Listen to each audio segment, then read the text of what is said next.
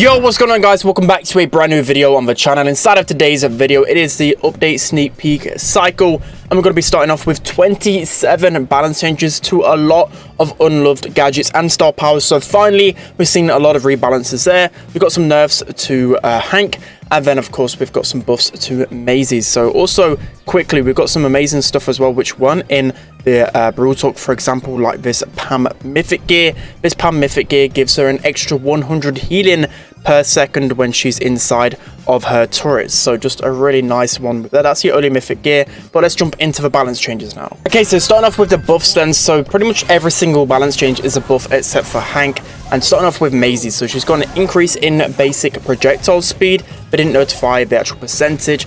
The gadget as well changed direction, and her star power pinpoint precision has increased from 10% to 20%. So 3 buffs in total for MAISIE. Overall, I think she's going to be a lot better in the meta just because her super is actually super strong. So I think MAISIE could easily be a top 10 brawler after this update. Moving on to the next buff, we have Ash. So both his second star power and gadget have received a buff. They've been really underwhelming for a long time. So the star power mad as heck has gone from a 30% increase in reload speed as his rage bar fills up to a 40% increase to his reload speed. So I think this star power could actually be secretly better than the other one. I think a good Ash player can just abuse this star power. And then next we have the Rotten Banana gadget, which upon release was actually incredibly broken. It had to be emergency nerfed. So I'm a little bit scared about this one, but basically it's only changed from the 40% loss in health to 25% loss in health when you pop the gadget, and you get that 40% extra rage. So I think both of these could be pretty interesting. We could see a different build with Ash. So moving on to the next star power, we have Belle's star power called Grounded. So this has received a buff, and it's only really changed in 2 seconds in duration. So before, it would stop the reload from the opponents when you mark them for 3 seconds. Now it's 5 seconds. This doesn't really change anything. Fundamentally, this star power is just terrible. A lot of reasons as to why. The other star power is still going to be way better. So moving on to the next buff, we have a grey star power called Fake Injury. So before, he used to deal a damage reduction of 25% when full HP when running into someone, but now it's a 75% damage reduction when at maximum HP. So it just depends on the game mode. I think you can get a lot of value out of this one, for example, in the more passive game modes like Bounty and Knockout, but overall I still think the other star power is going to be a little bit better. So moving on to the next buff, we have Dynamite's Fidget Spinners. So the damage has gone from 1,200 to 2,000. So I don't think it's really going to change much just because Dynamite's other gadget is just way better, but maybe in a rare scenario you might be able to deal some extra damage with this gadget. But overall, I just think it's still a bit of a troll pit. Moving on to the next buff, we have Mortis's gadget Combo Spinners. So before, it used to deal 1,300 damage. Now it deals 1,500 damage. So this is actually 2 buffs to Mortis in the past few updates. We had the normal main attack damage, right? And then we also have this damage buff to his gadgets. So I think Mortis could secretly start creeping up the meta, but although it's only 200 damage buff, it might not do too much. Moving on to the next buff, we have Rico's gadget Multiple Launcher. So before, one of his gadgets used to deal 320 damage whenever one of those balls would hit someone, but now it deals 800 damage. So that is more than a 2 times buff, nearly a 3 times buff to the amount of damage his gadget can do. And that's just with one of them. For example, Rico just really struggles against aggro in his meta like Bonnie, but maybe this gadget could actually allow him to win that interaction. We'll have to wait and see. Next up, we have a buff to Lola's star power Sealed with a Kiss. So before, it used to heal 100 HP when that clone was behind you. Now it heals 150 per bullet. So this can be a nice change. I still don't see myself kind of moving away from the other star power, but I think this one's always been kind of secretly strong, especially when it comes down to ladder. Maybe I might be making the switch. Next up, we have a buff to Fang's gadget Corn Fu. So before, the popcorn used to deal 500 damage. Now it deals 750. So just a 250 damage buff. I really don't think it's going to do too much. Maybe on ladder again when you're facing off against a more swarm composition, like a lot of tanks, for example. I think this one could be a lot better, but overall the stun is just so essential to Fang's kit. Moving on to the next gadget buff, we have Sandy's Sleep Simulator. So before, it used to be a 2-second delay for when you press the gadget and then heal back up to full HP. Now it's a 1.5-second delay, so just a 0.5-second change. I don't think it's going to, again, do too much, but you know, you might see it in some rare scenarios. You know, for example, maybe I've seen on like Double Swoosh Sandy play as a gem carrier. It can actually be really beneficial to get back to full HP pretty quickly. But overall, I just like his stun because it really protects him against his big weakness, which is a lot of tanky brawlers. So moving on to the next brawler, which is Spike. He's actually received a buff with his gadget and his star powers. So Fertilize has received a 200 healing buff per second. This is a beautiful change. I'm really excited for this one because pretty much all of the time I would go Curveball. Maybe in a rare scenario on the highest I would go Fertilize against a lot of tanks. But still, Fertilize has needed love for a long time, so this is a really good change. And then you have Poppin' Pincushions. The damage has gone from 520 to 800. So if you're wondering, I think that's around 4,000 damage every single time on the high save. So I see this one being secretly strong against those tanky options. Next up, we have a buff to Em's second gadget, Acid Sprays. So before, it used to have a damage penalty of 20% when used to shoot through walls or just activate it anyways. Now it's only a 10% damage penalty. So I think this could be secretly really strong. There's a few maps in the game I can think of where maybe this could catch the opponents off a surprise. But again, the same reason why I really like a lot of other gadgets is because I think Em's first gadget just complements her a lot, especially because her big weakness is going to be brawlers like Buzz and Mortis, so that can really help out in that department. I suppose it just depends on the matchup. Moving on to the next buff, we have BB's gadget Extra Stickies. So the slow duration has gone from 2 seconds to 3 seconds. So the big thing about this is that, of course, you've still got to charge your bubble, and the other gadget just guarantees a lot more value. But a 3-second slow duration, I think it could be a nice change, but I'm more so looking towards the 4 or 5 seconds for me to make that switch. Moving on to the next buff, we have Guz's gadget called Soul Switchers. So before, you used to deal 15% self-damage to yourself when you pop this gadget to instantly get yourself a ghost.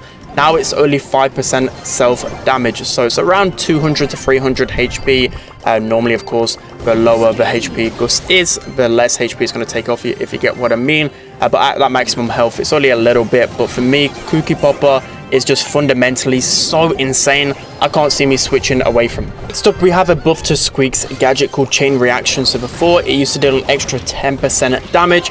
Now it's an extra 20% damage. So if you're unaware on the numbers before, it used to be 1,782 damage with that extra 10%, and now it's 1,944. So some really good damage for Squeak. I can see this actually being secretly the better star power. And then if you combine this with the damage gear as well, it's 2,235 damage. I think this is really insane. Moving on to the next buff, we have Carl's gadget Heat Ejectors. So his damage has gone from 1,200 to 2,000, so an 800 damage increase.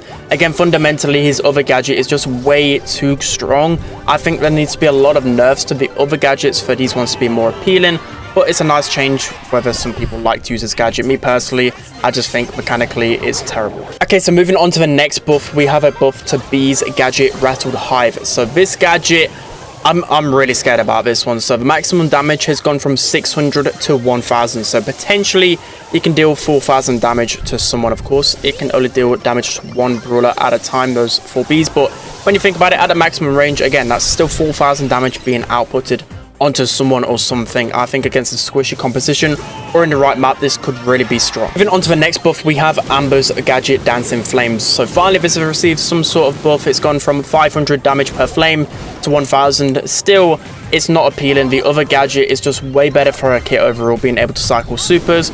Maybe in a rare scenario, if you're playing a ladder and facing off against a lot of tanks on a map with a lot of walls, I think this gadget could be maybe a little bit better.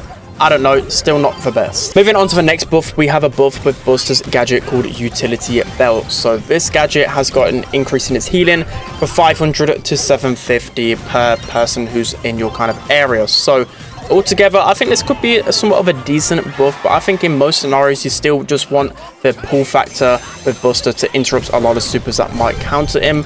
But maybe in a rare scenario, this gadget could secretly be pretty strong, because remember on release, this gadget was really good. Next up, we have a buff to Mandy's star power called Hard Candies. So before, she used to have a shield when focused for 20% damage reduction.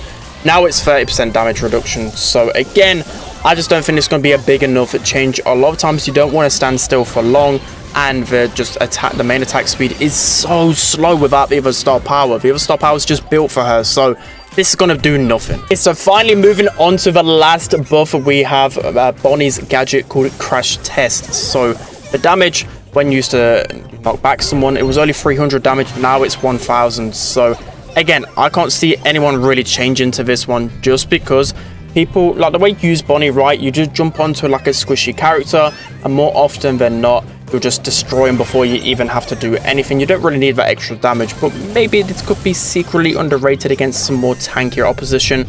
We'll have to wait and see. And finally, moving on to the only nerf with the update, it is with Hank, and he's received 2 nerfs. So the first one's going to be to his star power. It's going to blow 20% movement speed, gone down to 10% movement speed. So for me, Hank was already starting to become somewhat of a balanced brawler, if not even on the weaker side. I've not really seen him too much in Power League right now, because since all those bugs got fixed, I just think that really made it, fine-tuned him a lot. And then also the last change is now in bushes, when he's charging his basic attack, people can see him. So I see Hank quickly becoming one of the worst brawlers in the game. Now moving on to the map changes, we only have a few changes, to be honest. With Gem Grab, we have Undermine and also Death Cap Trap added back into the rotation, and then they removed the likes of Acute Angle and Solid Center. For Showdown, they added back Cavern Chan and also Island Invasion, whilst they deleted Hard Limits and Skull Creek. So for Heist, Hot Zone and Knockout, they actually made no changes to the map rotation. For Bounty, they added Infinite Doom and Slayer's Paradise, which were actually previously used in Wipeout,